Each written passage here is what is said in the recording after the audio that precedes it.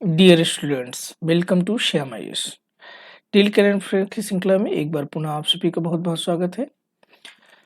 आइए हम लोग आज प्रश्नों को देखते हैं। हाल ही में किस राज्य सरकार ने मन्नार की खाड़ी, पाक की खाड़ी में डुगोंग के लिए भारत के पहले संरक्षण रिजर्व की स्थापना करने का निर्णय लिया है? तो ये पर्यावरण के दृष्टिकोण से बहुत महत्वपूर्ण सवाल है भाई। पहला विकल्प है आपका कर्नाटक, दूसरा है पंजाब, तीसरा है तमिलनाडु। तो ये है तमिलनाडु। तो बता दूं आपके कि हाल ही में तमिलनाडु सरकार ने मन्नार की खाड़ी, पाक की खाड़ी में डुगोंग के लिए भारत के पहले संरक्षण रिजर्व की स्थापना करने का निर्णय लिया। यह भारत को डुगोंग संरक्षण के संबंध में दक्षिण एशिया उप क्षेत्र में अग्रणी राष्ट्र के रूप में कार्य करने की सुविधा प्रदान करता है और डुगोंग समुद्री घास खाते हैं। तो डुगोंग एक तरीके से समुद्री जीव ही है ना। हाल ही में ऑस्ट्रेलिया के किस पूर्व विकेटकीपर बल्लेबाज का 74 वर्ष की उम्र में निधन हो गया? Rod Marsh, Peter Nevill, Matthew Wade, Tim Paine. तो ये है भाई रॉड मॉर्स। तो ऑस्ट्रेलिया के पूर्व क्रिकेटर, दिग्गज विकेटकीपर बल्लेबाज रॉड मॉर्स का हाल ही में निधन हुआ और ये 74 साल के थे और इन्होंने साल 1970 से लेकर के 1984 के बीच ऑस्ट्रेलिया के लिए इंटरनेशनल मैच खेले और 2016 में ऑस्ट्रेलिया पुरुष क्रिकेट टीम के मुख्य चयनकर्ता की भूमिका निभाई थी और उनके नाम कुल 96 टेस्ट मैच और 300 जिसमें 355 विकेट भी सभी ऑस्ट्रेलिया के सबसे सफल विकेट कीपर भी हैं। किस राज्य सरकार ने ऊंट संरक्षण व विकास नीति लागू करने की घोषणा की है? पंजाब, कर्नाटक, छत्तीसगढ़, राजस्थान। तो ऊंटों का संरक्षण करने के लिए कौन से राज्य? तो स्वाभाविक सी बात है कि थार का अमृतस्थल राजस्थान में है। तो राजस्थान सरकार ने ऊंट संरक्षण व विकास नीति लागू करने की घोषणा की और इसने जो है अ, ऐसे समय की कि जब राजस्थान ही नहीं बल्कि समूचे देश में ऊँटों की संख्या लगातार कम हो रही है और नागालैंड, मेघालय राज्य जैसे आधिकारिक रूप से अब तक एक भी ऊँट नहीं बचा है। और ऊँट राजस्थान का आप जानते हैं कि राज्य पशु है और थार रेगिस्तान और राजस्थान ऊँट का घर भी कहा जाता है। तो आपको बता दूं कि जो अभी डिस्कवरी की रिपोर्ट 1 साल पहले आई थी और विज्ञान प्रगति में भी इस पर काफ़ी ज़िक्र था। कई मैगज़ीनों ने इसको कवर किया था कि अभी जो आप देखते हैं कि पुष्कर मेला जो लगता है आपका राजस्थान में या फिर जो है आपका पशु मेला बटेश्वर में, तो इन सब का जो मुख्य केंद्र होता है वो राजस्थान के ऊँट हुआ करते थे। लेकिन राजस्थान में की जो अर्थव्यवस्था में परिवर्तन हुआ है, पहले जो संसाधन होते थे वो सिर्फ ऊँट होते थे। लेकिन आज वहाँ की जो आपके कृषक हैं उनका कहना ये है कि अब ऊँटों का जो भोजन है वो बहुत ही कॉस्टली पड़ रहा है और ये ऊँट पालन जो पशुपालन है वो एक बर्डन होता जा रहा है। अर्थात उनके उनसे जो प्रॉफिट हो रहा है उसके प्रॉफिट की तुलना में उनके ऊपर खर्च बहुत ज़्यादा हो रहा है। तो जिसके वजह से लगातार ऊँटों की संख्या जो है कम देखने को मिल रही है और राजस्थान में जिस हिसाब से ऊँटों की संख्या लगातार घट रही है वो पर्यावरणीय दृष्टिकोण से, बायोडायवर्सिटी की बेसिस से कहीं न कहीं एक चिंता का विषय है। राष्ट्रीय सुरक्षा दिवस निम्न में से किस दिन मनाया जाता है? राष्ट्रीय सुरक्षा दिवस निम्न में से किस दिन मनाया जाता है? 10 अप्रैल, 12 मई, 4 मार्च, 20 नवंबर। तो ये है मेरे भाई 4 मार्च को। तो जैसा कि आपको मालूम है कि भारत में हर वर्ष 4 मार्च को राष्ट्रीय सुरक्षा दिवस के रूप में मनाया जाता है और इस दिन को मनाने का उद्देश्य है दुर्घटनाओं से रोकने के लिए किए जाने वाले सुरक्षा उपायों के बारे में जागरूकता बढ़ाना। और राष्ट्रीय सुरक्षा दिवस जो है इसकी शुरुआत हुई थी कब? 1972 में। तो 4 मार्च 1972 को इसकी शुरुआत की गई थी।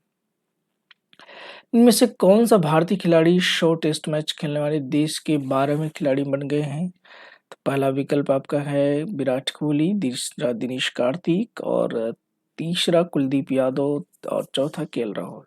तो जितने क्रिकेट प्रेमी हैं उनको मालूम है कि भारत के जाने माने बल्लेबाज और कप्तान भी रहे हैं विराट कोहली, जो कि 100वां टेस्ट मैच अभी हाल ही में खेला उन्होंने।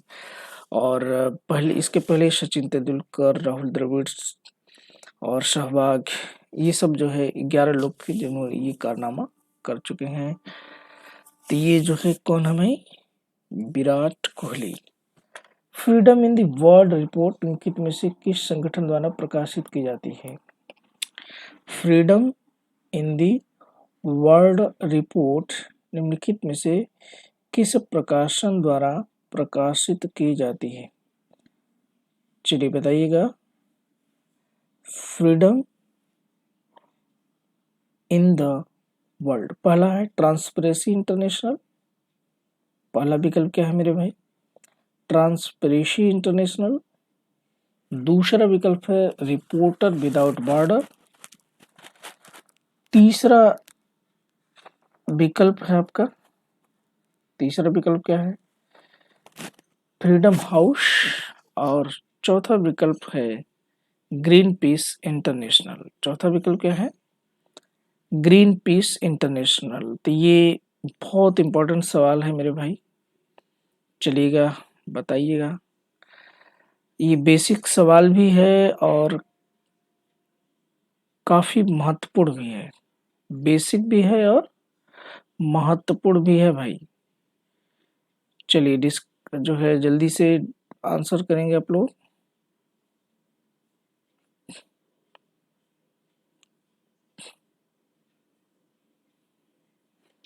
ट्रांसपेरेंसी इंटरनेशनल की report without border, freedom in the world, freedom in the world.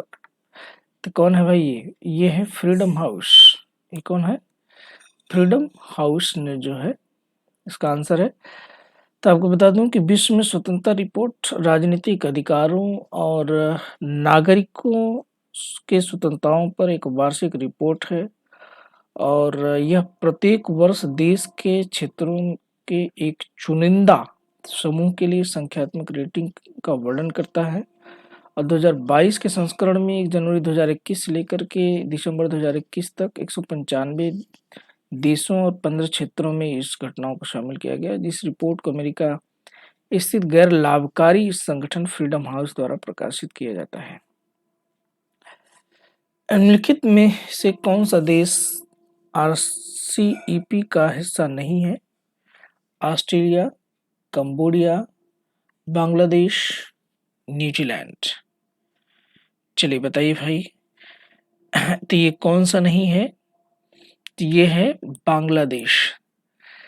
तो आरसीईपी क्षेत्रीय व्यापक आर्थिक भागीदारी एशिया प्रशांत क्षेत्र के देशों, जिसमें कि आपका ऑस्ट्रेलिया है, ब्रुनई है, कंबोडिया है, चीन है, इंडोनेशिया है, जापान है, दक्षिण कोरिया है, लाओस है, मलेशिया है, म्यांमार है, न्यूजीलैंड है, फिलीपींस है, सिंगापुर है, थाईलैंड है, वियतनाम है। तो ये सब के बीच मुक्त व्यापार समझौता है। ठीक, क्षेत्रीय व्यापार आर्थिक भागीदारी आरसीईपी। तो इसमें बांग्लादेश नहीं है आपका। चलिए अगले सवाल की ओर बढ़ते हैं। निम्नलिखित में से कौन सा सीओपी COP26 ग्लासगो में प्रस्तावित पंचमृत रणनीति का हिस्सा नहीं है? तो ग्लासगो में अभी हाल ही में जो आपका COP26 का सम्मेलन संपन्न हुआ जलवायु परिवर्तन का, इसमें पंचामृत यानी 5 अमृत बातें इसमें शामिल की गई हैं। तो उसमें क्या क्या नहीं है 5 में से? ये बहुत इंपॉर्टेंट सवाल है मेरे भाई पर्यावरण के दृष्टिकोण से। इसका जो सम्मेलन हुआ है उसको लेकर के ये बातें हैं। तो पहला है भारत की गैर जीवाश्म ऊर्जा क्षमता का 2025 तक 500 गीगावाट हो जाएगी। भारत 2030 तक अपनी ऊर्जा आवश्यकताओं का 70% नवीकरणीय ऊर्जा से पूरा करेगा। भारत 2030 तक अपने अनुमानित कार्बन उत्सर्जन में 1 अरब टन की कमी करेगा। भारत 2050 तक नेट जीरो हासिल करेगा। कौन सा विकल्प इसमें है और कौन सा नहीं है, इस बात पर हम लोगों को ध्यान देना है।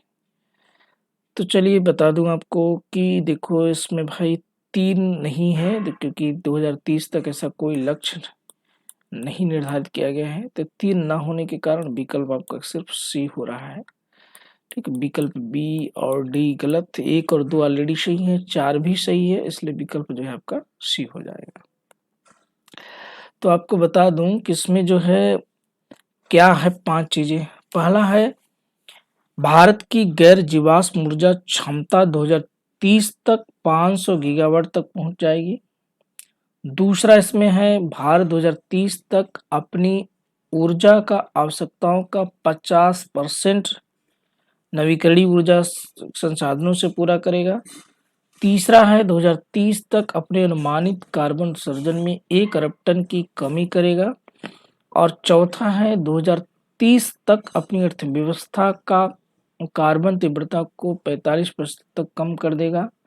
और लास्ट 5वां है 2070 तक नेट जीरो लक्ष्य हासिल कर लेगा। ठीक है, तो 1 मिनट, 2070 तक नेट जीरो हासिल करेगा भाई, ये भी गलत हो रहा है, सॉरी माफ करिएगा, विकल्प ए होगा आपका आंसर। ठीक है, विकल्प ए आपका आंसर होगा।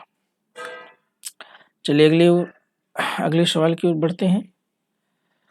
अगला सवाल है IPCC inter governmental panel on climate change, inter government panel on climate change, IPCC के बारे में आपको बताना है मेरे भाई।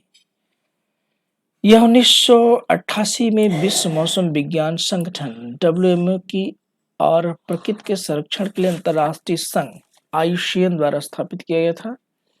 यह मूल शोध का संचालन नहीं करता है और न ही जलवायु परिवर्तन की निगरानी करता है, बल्कि सभी प्रासंगिक प्रकाशित साहित्य की आवधिक व्यवस्थित समीक्षा करता है। सही कथन का चयन करना है, तो क्या पहला कथन सही है?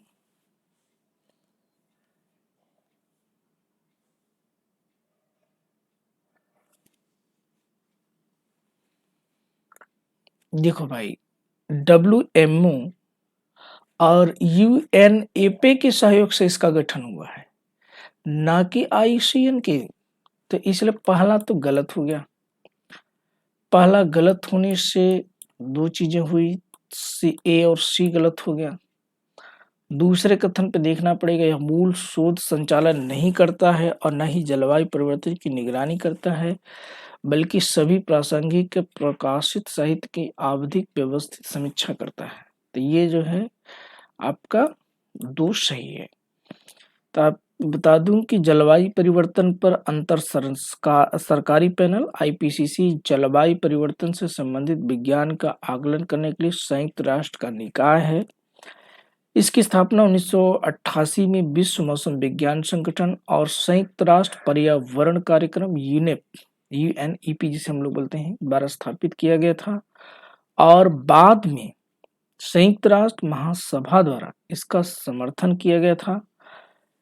यह मूल शोध का संचालन नहीं करता है और न ही जलवायु परिवर्तन की निगरानी करता है, बल्कि सभी प्रासंगिक प्रकाशित साहित्य की आवधिक और व्यवस्थित समीक्षा करता है। अगला सवाल है, हाल ही में सुर्खियों में रहे स्विफ्ट के संबंध में निम्नलिखित कथनों कौन सा कथन असत्य है? स्विफ्ट का पूरा नाम society for world wide inter bank financial telecommunication है। और दूसरा, स्विफ्ट एक मैसेजिंग नेटवर्क है जो बैंकों को एक खास तरह की कोड फॉर्म में मैसेज देता है। यह ग्लोबल ट्रांजैक्शन को मैनेज करने का काम करता है। स्विफ्ट का मुख्यालय स्विट्जरलैंड में है। अब इसमें से कौन सा कथन जो है असत्य है, इसकी पहचान आपको करनी है। तो पहली चीज आपको बता दूं कि जो स्विफ्ट का मुख्यालय है ना, वो बेल्जियम की राजधानी ब्रसेल्स में है। तो डी तो बिल्कुल गलत है भाई, स्विट्जरलैंड में तो नहीं है। यही हमारे लोगों का आंसर भी हो गया, बाकी सब सही। ये तो 100% गलत है, ये सबसे इजी चीज इसमें दे दिया है। तो आपको बता दूं कि जो यूक्रेन संकट के मद्देनजर अमेरिका और यूरोपीय संघ ने स्विफ्ट से कुछ रूसी बैंकों को काट दिया है और इससे रूस की अर्थव्यवस्था पर नकारात्मक असर पड़ सकता है। स्विफ्ट यानी society for world wide inter bank financial telecommunication एक मैसेजिंग नेटवर्क है जो कि बैंकों को खास तरह के कोड फॉर्म में मैसेज देता है। इससे इंटरनेशनल ट्रांजैक्शन में होने वाली त्रुटि काफी कम हो जाती है। इस सिस्टम की शुरुआत साल 1977 में हुई थी। इस प्रणाली से 200 से अधिक देश जुड़े हुए हैं और स्विफ्ट का मुख्यालय है भाई बेल्जियम की राजधानी ब्रसेल्स में। आज दुनिया भर में 11,000 से भी ज्यादा बैंक और संस्थान स्विफ्ट बैंकिंग प्रणाली से जुड़े हुए हैं। इसी कारण इसे ग्लोबल ट्रांजैक्शन का व्हाट्सएप कहा जाता है। और जैसे आपको यहाँ से कनाडा पैसा भेजना हो तो इस इंटरनेशनल ट्रांजैक्शन को मैनेज करने का काम स्विफ्ट बैंकिंग प्रणाली करती है। अगले सवाल की ओर बढ़ते हैं। 15वीं शताब्दी के संत श्रीमंत शंकर देव के संबंध में इनके कथनों को सत्य के, तो ये भाई जीएस का सवाल एक शामिल किया गया है आर्ट एंड कल्चर से। ये कर्नाटक और केरल क्षेत्र संबंधित है। शंकरदेव ने एका सरड़ा नाम धर्मा नाम भक्ति के रूप में प्रचार किया था। तो इसमें से आपको देखना है कि कौन सा कथन सत्य है। तो इसमें देखो भाई, पहली भी तो आपको बता दूं कि ये जो है असम से संबंधित है और पश्चिम बंगाल के क्षेत्र से, ना कि कर्नाटक से। तो केरल कर्नाटक से संबंधित है, ये तो पूरी तरीके से गलत है। तो इस आधार पे विकल्प ए गलत हो गया, विकल्प सी गलत हो गया। अब दूसरा जो है ये सही है, इन्होंने एका सरड़ा नाम धर्मा नामक शक्ति ग्रुप का प्रचार किया था। तो इस आधार पर विकल्प 2 सही है, तो डी गलत हो जाएगा। तो विकल्प 2 आपका यानी सही हो रहा है, दूसरा कथन आपका सही है।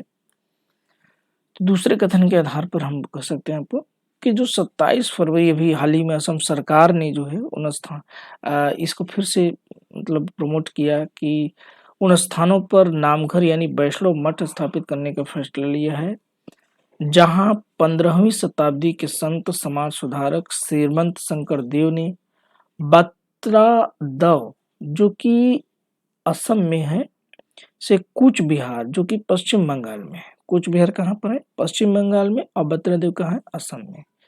की यात्रा के दौरान कम से कम एक रात बिताई। और बता दूं कि आपको कि श्रीमंत शंकर देव असमिया भाषा के बेहद प्रसिद्ध कवि हैं, नाटककार हैं, गायक हैं, नर्तक हैं, समाज संगठन समाज सुधारक भी हैं। और शंकर देव ने ही क्या किया था? एका सरड़ा नाम धर्मा नामक भक्ति के रूप में प्रचार किया और समानता भाईचारे के आधार पर जातिगत मतभेदों, रूढ़िवादी ब्राह्मणवादी रिवाजों और बलि प्रथाओं से मुक्त समाज को प्रोत्साहित किया। उनकी शिक्षाएं देव यानी भगवान, नाम यानी प्रार्थना, भक्त और गुरु इन 4 घटकों पर आधारित थी। चलिए अगले सवाल की ओर चलते हैं। भारत का पहला ई कचरा इको पार्क कहाँ स्थापित होने वाला है? दिल्ली, इंदौर, बेंगलुरु, चंडीगढ़। भारत का पहला इको पार्क तो ये बनना है मेरे भाई दिल्ली में। तो कोई भी इलेक्ट्रॉनिक सामान जैसे कि मोबाइल फोन है, टीवी है, आपका फ्रिज है, कंप्यूटर है, इससे संबंधित अन्य उपकरण जैसे इनके पुर्जे जो खराब हो जाते हैं कि या इनके इस्तेमाल करने योग्य नहीं रह जाते, तो यही ई कचरा कहलाता है। इसी का बोलते हैं हम लोग ई कचरा बोलते हैं। तो दुनिया भर में जो इलेक्ट्रॉनिक्स कचरे हैं लगातार इनकी बढ़ने की जो सबसे बड़ी वजह है वो है इलेक्ट्रॉनिक उत्पादों की तेजी से बढ़ती खपत। लगातार आप देख रहे हैं कि इन सब का खपत बढ़ ही रहा है और इसके बढ़ते इलेक्ट्रॉनिक कचरे का बुरा असर न केवल पर्यावरण पर पड़ रहा है बल्कि आपको बता दूं कि ये हमारे स्वास्थ्य पर भी बहुत गहरा इसका प्रभाव पड़ रहा है। अकेले दिल्ली में की अगर हम लोग बात करें तो हर साल 2 लाख टन ये कचरा पैदा होता है दिल्ली में और हालाँकि इसे वैज्ञानिक और सुरक्षित तरीके से हैंडल नहीं किया जा रहा है। इससे आग लगने जैसी कई जानलेवा घटनाएँ हो चुकी हैं, जो कि दिल्ली निवासियों और कूड़ा उठाने वाले के स्वास्थ्य को प्रभावित करता है और इसी समस्या से निपटने के लिए दिल्ली सरकार ने यहाँ भारत का पहला electronic waste eco friendly park स्थापित करने का फैसला किया है। इस पार्क में जो कचरे का निस्तारण होगा और उसका पुनर्चक्रण होगा और पुनर्निर्माण और सुरक्षित वैज्ञानिक तरीके भी अपनाए जाएँगे। तो ये इस प्लास्टिक मान लो जला देते हैं हम लोग तो उसका जो वहाँ पे वर्क करने वाले लोग हैं उनकी सेहत पर बहुत बड़ा प्रभाव पड़ता है। तो ये रहा मेरे भाई आज का डीडी करंट अफेयर्स। तो इसी तरीके से डीडी करंट अफेयर्स श्रृंखला से जुड़े रहने के लिए हमारे चैनल सेवाईएस को आप सब्सक्राइब करें और सबसे बड़ा रिक्वेस्ट आपसे ये है कि अगर ये पसंद आए तो इसे शेयर ज़रूर करिएगा। तो आज के लिए इतना ही, कल फिर मिलते हैं, तब तक के लिए नमस्कार।